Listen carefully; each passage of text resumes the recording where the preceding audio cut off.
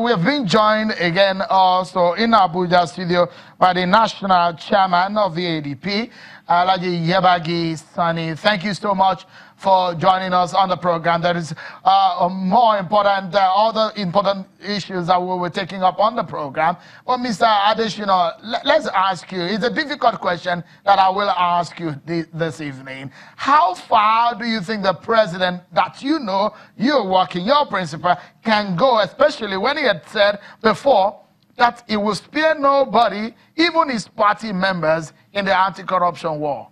The president that I know will go very far, very, very far. And Shion, I would like you to note what Chief Robert Clark said.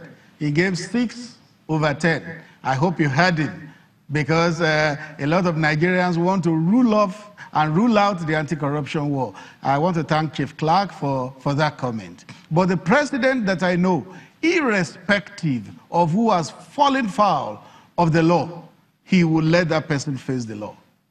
The president that I know, that I work for, will not shield anybody, no matter who that person is. Let's ask Alhaji Yebagi Sani. He's in the opposition. Alhaji Yebagi Sani, if you are asked today about the anti-corruption war of the Buhari government, what are your immediate thoughts, especially when he said he will jail more thieves? Well, Shehu, I think a lot of noise have been made about corruption war, and I think what Mr. President has said when he came back is another dimension to the whole thing, because it got me scared, because I don't know which president in the world jail people. I think so. I'm scared, you know, and I think we should get to work. And what I mean by get to work is really to at least show by example, because example is the best teacher. If Mr. President had, before this time, you know, taken action on very, very obvious corruption cases around him, you know, I think people will have more confidence in what he's doing. Yes, he has demonstrated in terms of pronouncements that I'm going to do this, I'm going to do that, but the actions are not in any way supportive of what Mr. President has done so far. Look at the case of the Minister of Finance. This is a case that has been proved beyond reasonable doubt that this person has forged a document that is a statutory requirement for you to be employed. And this is the person that will interface with the international community.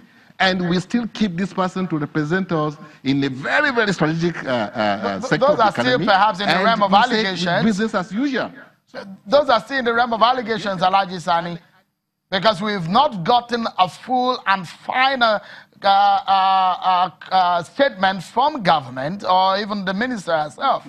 I cannot hear you. But the fact of the matter is that in some countries, and I am saying that I'm looking at examples of countries that we are aspiring, you know, to even surpass, that any slightest indication that an officer of that capacity, of that status, you know, is involved in things that are not, does not portray probity, you know, you take a bow. You say, okay, if that's the case, you know, it doesn't mean you can come back, you know. But what we are seeing, people have mentioned the cases of the former SGF, even the President's Chief of Staff, you know, there's a case around him.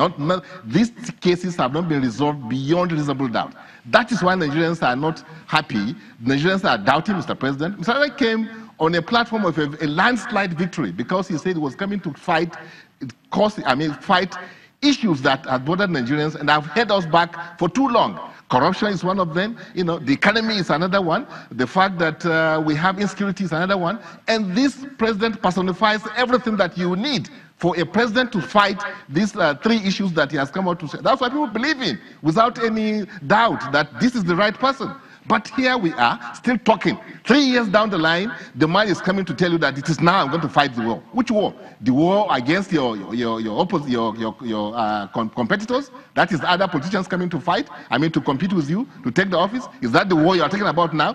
Because if the war against the corruption in the system, the war is lost. We have lost that battle a long time ago. So this is why some of us are worried, especially in the Action Democratic Party. We believe that 2 years, 1 year is enough for a president to really demonstrate that what you say you are going to do, we should start seeing results, you know, that are empirical, not noise making.